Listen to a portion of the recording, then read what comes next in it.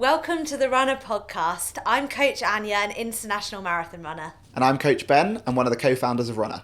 Each week we'll be deep diving into the world of running, speaking to some inspiring individuals about their running journeys.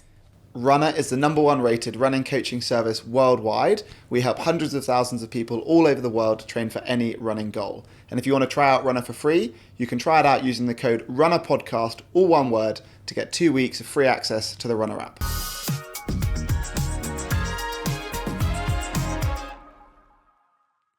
Today on the podcast, we have an amazing story from Yahya Pandor, who has recently broken the world record to be the first blind athlete to run a marathon without being tethered to his guide. He is an inspiration, and he tells us all about how it is to train whilst being visually impaired.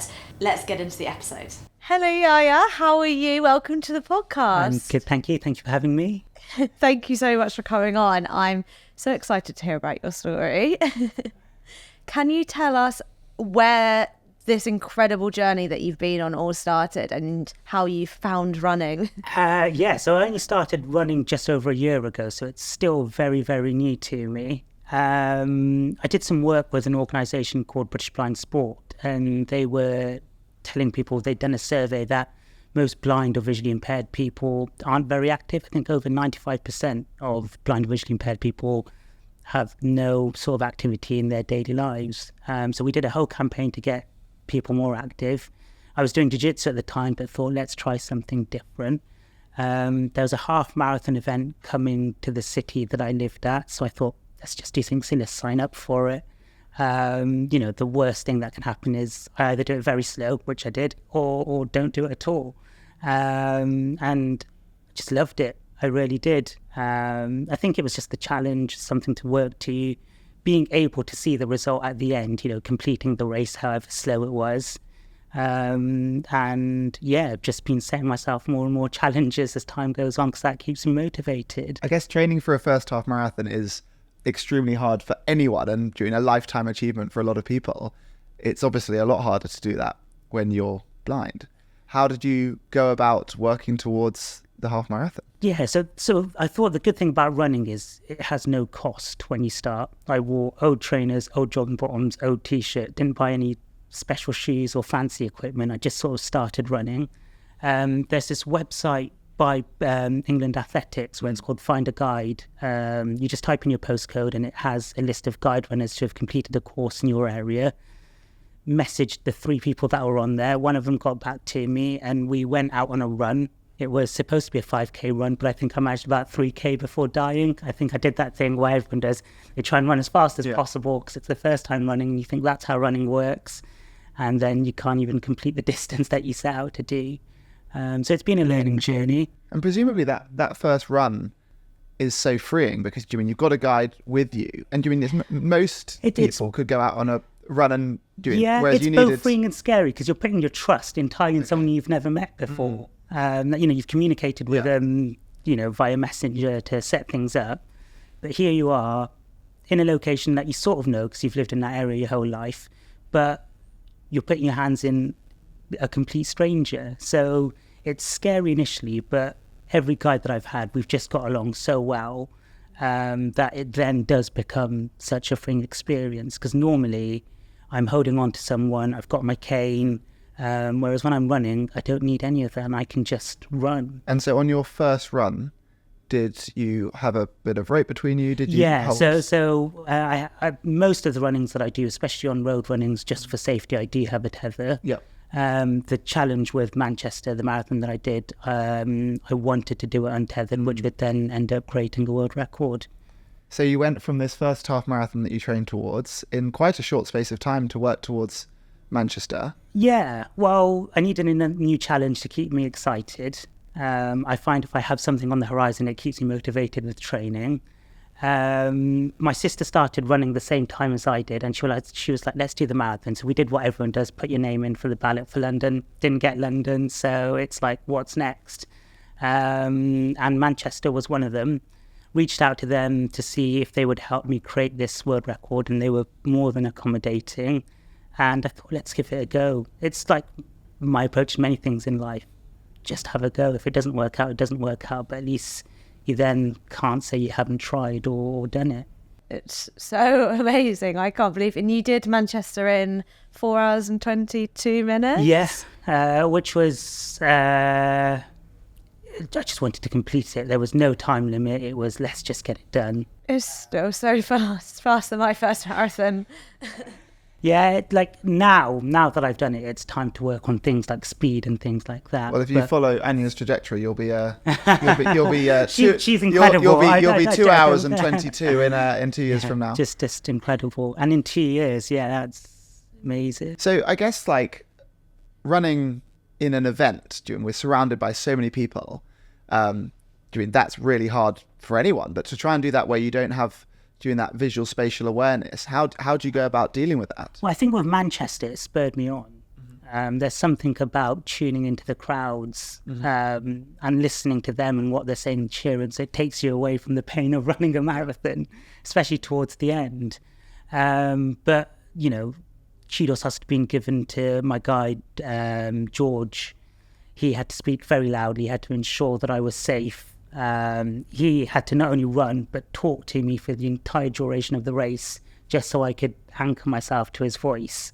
So, he had immense responsibility and it wouldn't have been possible without him. And what does like the training or the practice look like for that? Were you doing all of your training runs untethered or? So the biggest difficulty is finding a guide, especially when you're training for a marathon. I was running 6 times a week, basically. So to find a guide 6 times a week is impossible. So most of my runs were done in a gym on a treadmill. So I used to do my long runs on a Saturdays.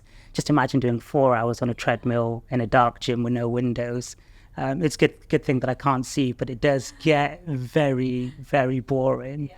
But I think it builds your mental stamina, if nothing else, because I found the biggest part of running has been the mental endurance rather than the physical endurance. And I don't think, on training plans, everyone talks about the physical side of it, but running for me is such a mental thing that my legs can run faster than my mind allows them to, I think, most of the times. And I guess like on that mental resilience, losing your sight is a really hard thing. Have you found running's been something that's helped you through that journey, or was that something you processed before you moved into? So when I lost my sight, many people will know this story. I was diagnosed. I left the ophthalmology appointment and I walked right into a lamppost as if to highlight what I'd just been told, that I'm going blind. And in that moment, I had to make a decision, really. Let it break me. Let it be the end of how I do things. Let it overcome me. Or I could laugh at the irony of it and choose, because I do think for me it was a choice to live my life as freely as possible. In that moment, I just started laughing like a maniac on the street. And that was my choice. And since then, every single day, it's a choice to live my life as fully as possible and not to let my blindness or any adversity get in my way. Nothing's going to stop me as long as, I believe in myself. Did people think you were crazy? Did your partner think you were crazy when you were like, I'm going to run a marathon? I don't know if it's crazy. I think she was more annoyed that I spent all my time running. Like, it becomes such a big part of your life, especially when you're training for something. I didn't want my lack of training to be the thing that held me back. So I was, running every evening, most weekends. And she's like, all you do is run. And I'm like, I enjoy it. And I want to succeed in this. So yeah. You go. Oh, no, I was just saying, I was just saying before you came in that I asked if his partner ever runs with him. And don't think you trust her. So we tried it, and we've tried it a couple of times, but she's not the best of guys. She gets very distracted. So she'll be like, oh, there's a bird, there's a pigeon, oh, there's a man. And I'm like, keep me safe, I'm ready to go. And so you wouldn't bring her along with one of your guys? No, she's always been there supporting me. Okay. She's been at every race that I've run, and I'm sure she will do. But we tend to run individually rather than together. It's amazing. And I guess like you've now completed a marathon, you've broken a world record. Does that mean that now running becomes? Do you now want to push for bigger and wilder, crazier challenges? So speed is the next thing. A half marathon booked in September that I wanted to try and do sub 130. Wow. The other issue is when you're looking for a guide runner, the faster you get, and this sounds like a real humble brag, doesn't it? But the faster you get, the more difficult it is to find guide runners at that pace, because they have to do more than guide. They have to speak to you, so they have to run considerably faster than I can run at my top speed. So it becomes harder to find guide runners. And I was just saying before, I'm deciding to give trail running a go, which is going to be a completely new thing. Never tried it before, but someone that I run with, Andy, he's got a local trail half marathon coming up. He's like, let's just give it a go. So I'm going to do that with him. No time. It's just, let's just try it. Let's see what happens and have some fun. I'm going to see it. So to say, trail running for me is really tough. I've never done it, so. Because I guess then that's where you really need a serious level of communication, just doing big rock coming in the middle, slightly on the right, shifting left, paddle. It's going to be so important. And tuning into the running as well as the directions takes a lot of energy. So again, it's about taking all the pressure off myself and my guide and just having fun with it. Because I would assume that when you're running on the tarmac, you're assuming the tarmac is smooth unless you're communicated otherwise. Yeah. But you almost have to flip that. You have to flip that assumption when you're on the trail, which is you're almost stepping into a slightly unknown, is your ankle going to roll left or right at every step, and that's going to really... Yeah, and my issue is I always drift. If there's any bit of a hill, I'll be drifting off into the distance, so someone has to shout to make sure that I come back, and there are a lot more slopes. Yeah, and so was doing Manchester kind of without a tether because you wanted to do a challenge and prove that you could do it? Or is it that you prefer the freedom of not being tethered? It initially started off as the challenge. So there was a gentleman that did the Great North Run. He did the half marathon and was the first person to do a half marathon untethered. And I listened to that race and I thought, you know what, I want to do one better. So I went for the full marathon. But it is just so freeing that now, at any opportunity I get, I'd rather go untethered rather than tethered. So when you first step foot on the trails, will you be tethered? It would make sense to. Where the trail run starts is actually where we do our weekly park runs. Okay. So that bit, that first 5K I know, but the rest of it... So you could almost take a tether for the bits that are more technical, perhaps? Yeah, I think that it depends how busy the race is and things like that. I think we'll just do a few recce runs just to find out more about it and see how it goes. So I was going to ask, a lot of people run because they like how it makes you feel. Mm-hmm. And obviously, whether you can see or not, you still have that feeling of running. What does running feel like to you? Can you almost... Well, a key moment was I had a 2-hour long run on a treadmill, got to the gym and my earphones weren't working and I thought, this is not going to be fun. But it's an over half an hour walk to the gym from home. So I was like, I'm not walking half an hour back and half an hour, another hour. So I did that run without earphones and I felt completely at peace. And, I thought I'm in a great place. Running is doing great for me because I don't think I would have ever been able to say that before. So there is something about running that is just so liberating and so fun for me. And don't get me wrong, sometimes running sucks. Doing hill sprints or a tempo session or something like that, you're really struggling. You hate it whilst you're doing it. But the moment that you stop and you've done it successfully and you're like, this is amazing, this is why I do it. So for those of you who don't know, you only actually recently went blind 3 or 4 years ago. Mm-hmm. Yeah. But you didn't run before that. Do you wish you did? I don't know. I honestly can't say. I'm really glad I've picked it up. Would it have been different? Could I see? I think it would have made it much easier. You can just leave the house and start running. But I think it's amazing you can still get the mental benefits.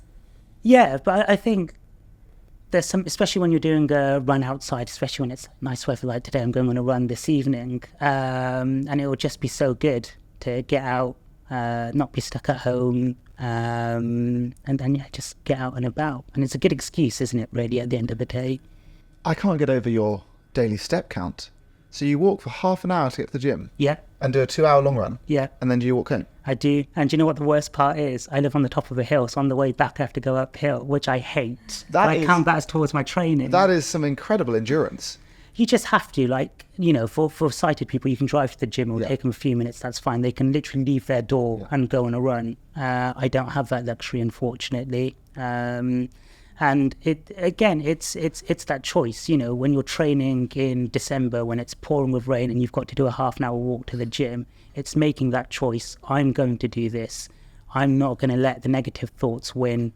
I'm doing this to achieve something and better myself, so I have to do this. And it's about overcoming yourself, really. I guess it almost gives you the opportunity to have like a 30-minute mental warm-up. Like, we all want to physically warm up for a run, and go and do some dynamic stretches, and build into the run with those first few kilometres. But you almost get to go into that knowing you've psyched yourself up for 30 minutes. Yeah, definitely. I do always mix in a strength session whilst I'm at the gym anyway, because it's okay. Part So of I now. completely undersold you there. So you do a 30-minute walk to the gym, a 2-hour run, and a strength session, and then a 30-minute walk home. Yeah, you do have to do it, though, don't you? Everyone says strength and conditioning is so important. Gosh, I feel like you need to take on an ultra marathon with the endurance that you've got in you. I don't know about that. Maybe in the future. I guess someone who's been a huge part of your journey is your brother. Yeah, so my brother is just my biggest rock and fan, I think. And he keeps me humble. He constantly teases me, annoys me, as a younger brother does, I suppose.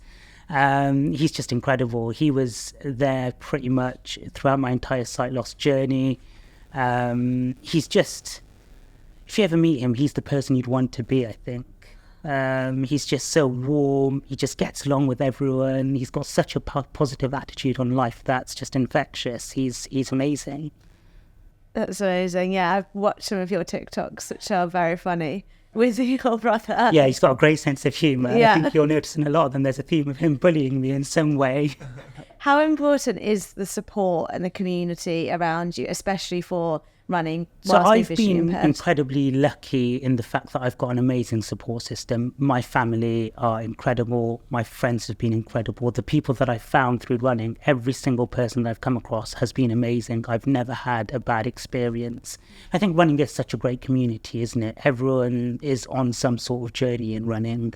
So I think everyone appreciates that about each other, and a wonderful partner as well. So I'm just pretty lucky, I think. Amazing, positive outlook. You're incredible. How do you think the world, the community, can help make visually impaired running more accessible, or what can be done? I know you do a lot in that space. So I think it'd be nice to see visually impaired runners more in the limelight. For example, I couldn't name you a marathon runner that was blind or visually impaired. So there isn't enough media coverage of at an elite level, not just at an amateur level. I think a lot more people, if they can and have the capacity, do the guide training course, because it is difficult to find guide runners, especially if you're in more rural areas. Things like the Park Run are a great initiative, I've got to say.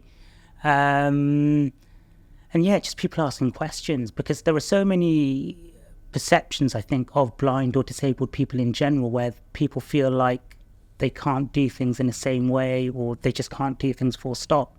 And that can be a barrier. I know when I moved to Swindon, I reached out to a running club on 3 different occasions, and they just didn't get back to me because they weren't sure on how to approach the situation. So I think it's about being curious, being inquisitive, asking the questions, and just giving it a go.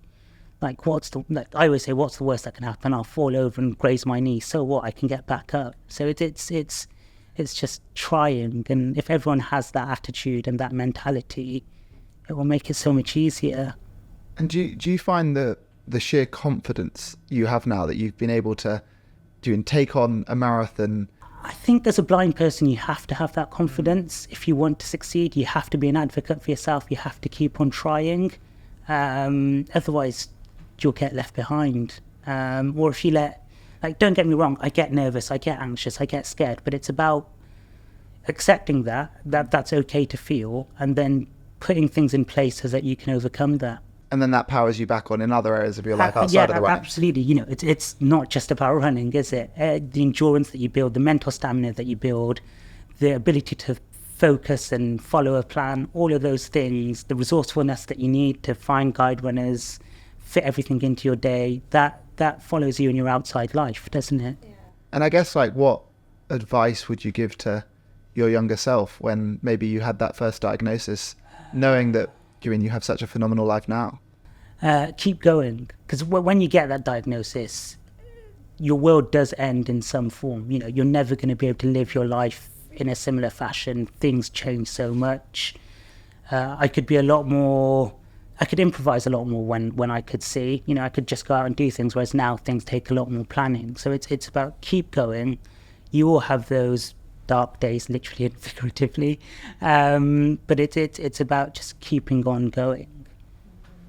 Do you think running has helped you cope with the challenges you face with blindness? I think it's given me a lot more confidence and perseverance, but I'd lost my sight for a couple of years before even taking up running, so I don't know. I think it's enhanced it in many ways. So much, you don't even think about, even in a marathon, the aid stations. Do you have to take your own stuff with you? I do take my own fuel just because I know what works. Yeah. And I think that's an important part of preparation. I'm can be a bit, I can use my guide as a bit of a lackey sometimes. I'm like, can you carry a bottle for me? So that's quite useful. And having a guide is a great motivating factor as well, because they're constantly challenging, constantly pushing you. You don't want to let them down, but they also spur you on as well. So that's quite helpful, having a guide. It's like having a personal cheerleader when you're running, which you need. And I guess when it comes to choosing your equipment, whether it's doing your gels, whether it's probably not your gels, but whether it's your shoes, whether it's your clothes, presumably you're entirely thinking about how it feels, how it fits, and you're not being bothered about doing the aesthetic side of things. No, though I'd say I'm quite fashion conscious sometimes. You look cool now. I like having bright coloured shoes, and most running shoes are pretty bright coloured. Funny story, I brought some new running trainers. I actually need to change them. I think I've done nearly 1,000 kilometres in them. But when I brought them, I accidentally brought a woman's pair. And it was only when my partner was like, you do realise you've brought a woman's pair of running trainers? They fit fine, they feel fine, who cares? So yeah, it's not that important, as long as they feel comfortable and they work. It's really interesting that you like kind of bright shoes, bright things, because I'm the same. I don't like wearing boring colours. And is that because you remember kind of that vibe, or is it that you associate bright colours with a certain personality? And that's part of the personality, and part of it is just practical reasons. So the running shirt that I write is bright neon pink. Yes. It just gives me more visibility to anyone else running as well. So there is quite a practical element to it. That's amazing. And yeah, like you said, there's so many things that we wouldn't be thinking about day to day that I guess runs through your head in all areas of your life and in your running life as well. How hard was Manchester Marathon? Was there any point where it was really tough? So I've got to be completely honest, I enjoyed every single second of it. I loved it. And so George, the guide, I actually met him for the first time on the morning of the race. So we'd communicated beforehand, but I'd never ran with him and didn't know him. So that really helped, because we could just get to know each other, and that distracted me from the pain of running. You basically had 4 hours to get to know a new friend. Exactly. And the crowds cheered me on. And because Manchester had done a whole promotion over it, people knew me, so that was really encouraging. The moment I stopped after the race, that was when it hit me, and I could not walk properly. So it was completely fine all the way to the end. The moment I stopped, I was like, I don't know how I'm going to get back to the hotel now. And then the next few days were rough. I don't think I've ever felt that much pain in my legs. But yeah. And so kind of thinking about your running on an ongoing basis, what does running look like for you now? What's a normal week? And so in preparation for Manchester, I was running probably 110 kilometres, 65 miles a week. So I was putting in the hours. That dropped dramatically after the race. Now that I've just started a new training block for the half, that's going to increase steadily as well. I try on a good week run 5-6 times a week, because I just think consistency is the most important thing. Like I said, it gets me out. And I enjoy it. Otherwise, I wouldn't be doing it that often. And did you go running this morning? I'm going this evening when I get back home. What have you got in store? I'm just doing a 10k easy run with my guide. I did a hill session yesterday, so it's definitely an easy session to do. Wow. So will you always choose to run outside if you can organise a guide, and if not, 100%, you walk the treadmill? Especially in weather like this. It's slightly demoralizing running on a treadmill inside a gym for a few hours. So any opportunity that I can run outside, I will take it 100%. And so do you now find you've got a bigger network of guides that makes it easier for you to work with people that way? Or Yeah, I do have, because I've met so many people through others, they're not qualified guide runners in the fact that they haven't done the course, but I've done a few training runs with them. We've worked well together. So now I have a rota of about 6 or 7, which is quite nice. And quite lucky, really. Do you think you'll do another marathon one day? So I put my name in for London again. Didn't get it, of course. But Brighton Marathon is what I'm thinking, because someone has offered to guide me for it. So, but I've been told that's quite hilly, so don't know. So that'll be the next marathon I do if I decide to do it. But just keep enjoying running. Yeah, that is it, isn't it? I get so much joy from it. It's such a positive impact on my life. It's one of those things where when I was ill, or if I can't go on a run for some reason, I feel really jittery and I feel like I need to go on that run. My partner's like, just relax. You need to take rest days if you're in. I want to run. I think those are the same feelings that we have every day, and I think so many people listening will resonate with as well. The resting is as important as everything else, isn't it? Absolutely. Yeah, no, getting a balance between all these things and doing it in a way that means that we can be consistent for the long term, like you found. Amazing. Well, it is absolutely amazing to hear all of those doing amazing parts to the story. We're going to take us away to Steph for our coaching tip of the week, and we're going to come back with some slightly more lighthearted conversation in the second half.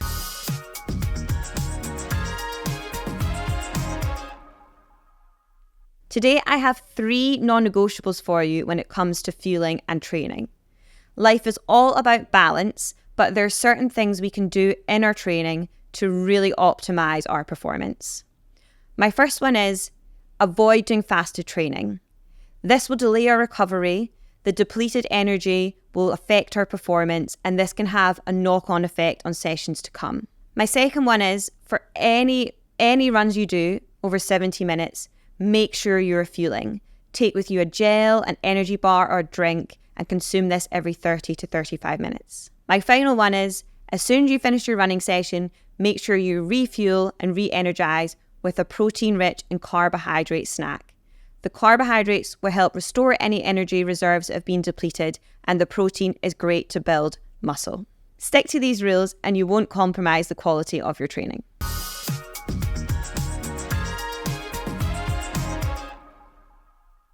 Thank you so much for that, Steph. We're now going to dive into the dilemmas, myth debunking and discussion. The first one is, how useful is heart rate as a measurement for your training? Well, I think heart rate is a very, very valuable tool. So ultimately, our heart is going to beat faster the harder that we're running. So it's a really good measure of kind of, are you pushing to a maximum? And it can be a really productive thing to use when we're both trying to keep our intensity easy, or also when we're trying to really keep ourselves accountable to pushing really hard. I also think it's a really great measure of our fitness over time. So imagine we were to do an easy run, and during someone like myself and you, Anya, we might be running at a 4:45 or a 4:30 pace for an easy run. If we then do that a year later and we think we've got fitter, our heart rate should be lower. So typically for me, I'll actually often use heart rate more in retrospect. So I'm tracking my heart rate, normally using an external heart rate monitor, because often on the wrist it's not as accurate. But then I'm able to kind of like analyze my run afterwards. I find, or I would describe heart rate as almost like a secondary metric. So if we were to try and run faster, as a result, our heart rate goes up. So that's why it's not the way that we'll coach through Runner. Instead, we'll recommend paces or an effort level, because by trying to run to a 7 out of 10 effort as an RPE, or trying to run at doing a 4-minute kilometer if you're doing a slightly faster runner, that will then lead to you running harder and your heart rate going up.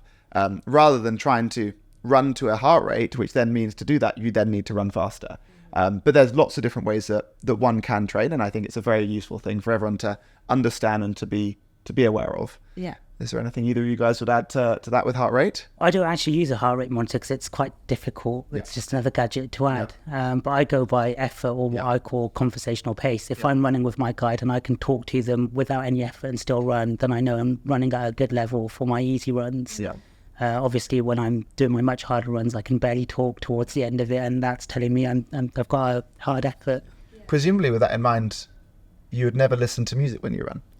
On the treadmills, I do. Okay. Like I said, it's just too much. But yeah, outside running, nothing. I need my ears to hear everything out. When you're doing like speed work, do you do that to effort, or do you have your like, you know, when your phone tells you what pace you're going? So I use my phone, and on a treadmill, it's much easier to set, and I sort of now work out roughly where I am, so I can do that. Does a treadmill have kind of audio features so that you can?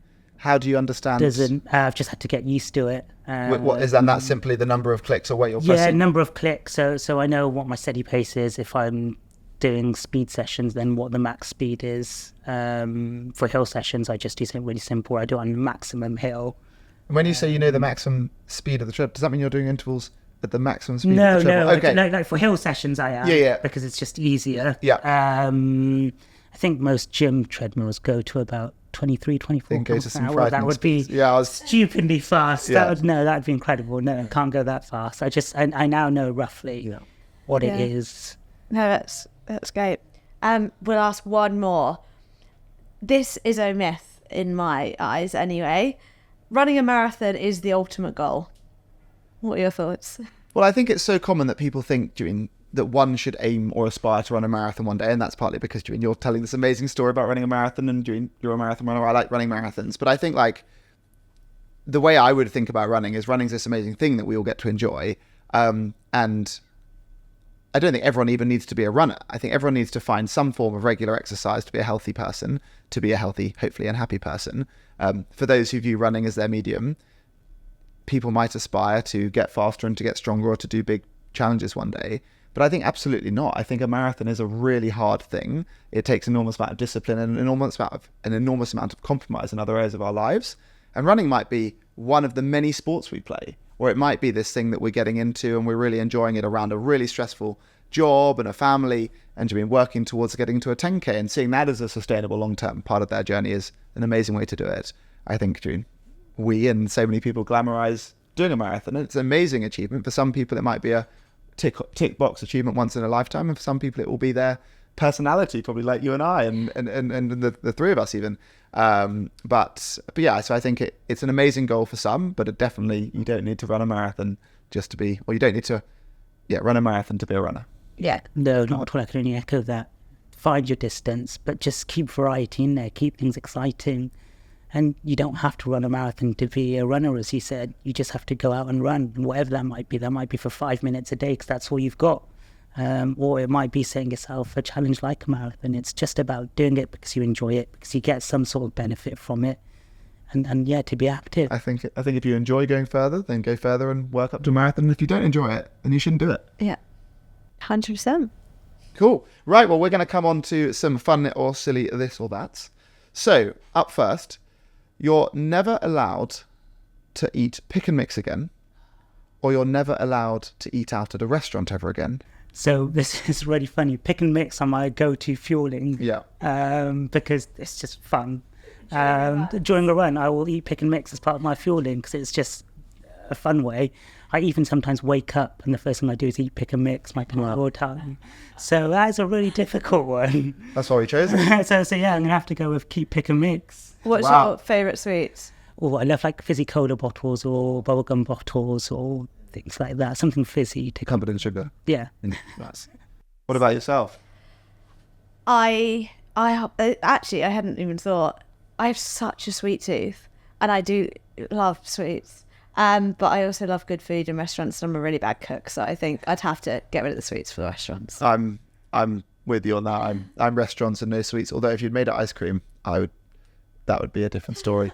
Okay, so next up, would you rather only ever be able to run in 30-degree heat for the rest of your life, or only be able to run in the rain? So the way I'll say it is, every time you run, it's 30 degrees. Magically, you're going to run 30 degrees. You're going to run, it immediately starts raining. So you can run whenever you like, but it's always 30 degrees plus, or it's always raining. I'd go with running in the rain. I don't mind it too much. So you can wrap up, put a hood on, and it's fine. And it would be hilarious, just a rain cloud over me whilst I'm in the gym on the treadmill running. Even when you got your 30-minute walk home. Even then, we live in England. Sound like winter. You're hardier than Anya and I, London folk. It rains all the time in the winter. You just sort of have to get on with it, don't you? Whereas 30-degree heat takes a lot of energy to run in. I mean, I am without doubt going for 30-degree heat. So am I. I spent 2 years living in Greece, so I got used to the heat and enjoy it. I just quite like sweating. Yeah. You probably like the tan. Yeah. It'll save you money on all the fake tan as well, right? Okay, so last one. Would you rather every time you go on a run you have to do it in damp socks because it's always raining? Yeah. Or every run you go on you have a pebble in your shoe? Damp socks. It's got to, pebble would be so frustrating. It would Starting a hurt run in damp socks so though. much. But like A little pebble. Like where I do my Saturday Park runs, when it rains, there are massive puddles. It comes up to my ankles, and that's like on the first bit. So I'm running all the way with wet things. I think just got to enjoy it. Because kids used to jump in puddles, right, and really have fun. As adults, you sort of hate water. So now I've looked at it, it's like, just have fun. Pretend you're jumping through puddles, and then you don't really focus on the wet socks, and it's fine. Fair. It's about changing your outlook, isn't it? Yeah. I was going to go with pebble. I quite like it when there's pebble in my shoe. It's like a little massage. I don't ever take it out. That is strange. Yeah. I think we'll have to take this out, otherwise people are going to think you're just a very bizarre human. Yeah. So does that mean that you're thinking, right, got my London Marathon coming up, let's just go find my favourite little pebble? Can't you not that feel far, it, though? You can Yeah, always feel sometimes a it pebble. hurts and sometimes it's quite like a nice scratch. Okay. I don't think I want either, but I think I'd be just on the side of damp socks. But anyway, right, we know Anya is even more bizarre than we thought. No, well, yeah, probably. We have got an embarrassing story now that's been sent in, which I'll read out and we can give our reactions. And if you have an embarrassing story, we can also share that. Okay. When I was coaching cross country, I was running with my students and a bee flew up my shorts and stung me in an inappropriate place. We had to run back to the school. By the time we got back, I was swollen from the neck down to my feet, and a student had to call an ambulance to explain what happened to go to A&E. Caveat, I was fine. I just needed a steroid shot. Wow. I've never been stung before, have you? Yeah, on runs. Oh, really? Yeah, in Devon, Cornwall, we have to run past this And bee you place. didn't have an allergic reaction like this No, person? luckily. Because my mum's been stung by I think it's wasps, and she's very allergic to the point where she's a relatively healthy woman, and one day she came home looking very, very overweight because her face had probably doubled in size, could hardly open her eyes. Anyway, now she is extremely petrified of wasps because I think allergic reactions can get worse over time. Wow, this poor person, I guess probably getting stung in the crotch means it's straight in the blood flow and probably makes things worse, right? Yeah. My dad got a jellyfish sting in the crotch once. So what, did he just wet himself and sort himself out? Yeah. Probably. I remember that as a child. What do you have any embarrassing running stories you want to share? Trying to think of embarrassing running stories. I always go in the wrong direction, so Yeah. someone has to Well, I think pull me back. you've got a good But excuse that's for a that. good excuse, right? Thinking you're talking to someone before a run starts and you're just talking to them because they were there and Oh, just left without, they just disappeared. without telling you. So I feel like that would be quite funny. but that happens relatively often. You're talking to someone, they don't tell you they're leaving when you can sort of continue the conversation and you're like, they're really good listeners. Nope, they've just gone. Oh, that's very funny. I love that. Well, our last question on the podcast is probably the silliest of all of them. So you're on the start line of your next marathon, Brighton Marathon. You're kind of looking to push the time and see what you can achieve, but you're completely naked. You can bring 3 things. What 3 things are you bringing to Brighton Marathon? 100% shoes, right? I don't mind the rest of me being naked, I suppose, as long as I've got shoes. Okay, so item 1, shoes. Okay. And what are your go-to shoes of choice? So at the moment, I'm wearing the Saucony Endorphins, but looking for a new pair if anyone has recommendations. The second thing I would bring would be fueling, so a bottle of something. Yeah. Third thing, well, my eyes are really sensitive, so it's got to be sunglasses. There's going to be sunglasses, shoes, and a bottle of energy drink. Nice. Well, I think we've heard that combination a few times, so maybe it is kind of fine tuning to the model answer. Yeah. Yeah. Why? What did you guys get for? So I'm carbon shoes. Yeah. I'm sunglasses. Yeah. But then I'm my watch, so I can put it on Strava. Yeah. And the Runner app. I have conned the system with a speed suit, So I have one piece of clothing on my body and then socks and shoes. But I was listening to a podcast, and nude running's becoming a thing, isn't it? I didn't know that. There's 2 half marathon events a year in like New Forest or somewhere. One of them's in September, and the other one's later on. Sound like you're a man who's been learning the dates. Well, I was really intrigued because like it's got to be pretty difficult, right? And embarrassing, but yeah, it's allegedly a big thing now, and it's Wow. Well, so it's something to try. Put on the bucket list. yeah, more maybe than we'll have to go and check that one out. So we'll see all of our runners there in September. If anyone's training for the nude September New Forest Marathon, you said, then get in touch and run us there to build you a plan. Well, no, honestly, it's been absolutely incredible to hear about your story, share that an amazing world record, and share your journey. So thank you so much for coming on the podcast, and hopefully you've inspired lots of other runners to follow suit. Thank you. Thank you. Today's podcast is brought to you by Runner. If you want to train for any running goal, please download the app, and don't forget you can use the code Runna Podcast for a 2-week free trial.